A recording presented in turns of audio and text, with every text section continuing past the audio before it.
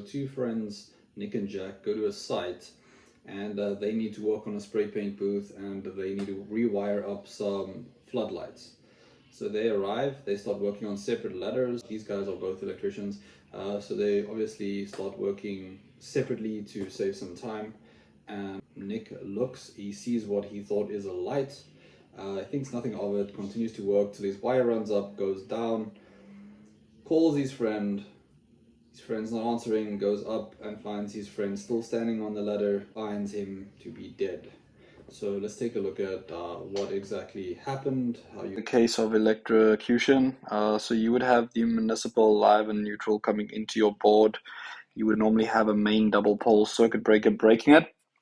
And then from this live, you'd go over to essentially what is a 10 amp and then wire with 1 to 1.5 millimeter square from this point to the light. So this is now going to a light, right? This is a live. But before it meets the light, it goes through, let's just draw an inline switch here. And then what happens from basically after the mains is it'll have a neutral bar, and this neutral will also go all the way to the light, right?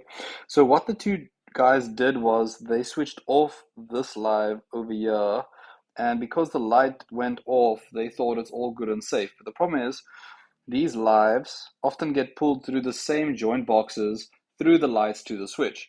So he accidentally cut into the unbroken live. This went and laid on his, let's just draw a depiction with some hands here. So he basically had this live touch his chest.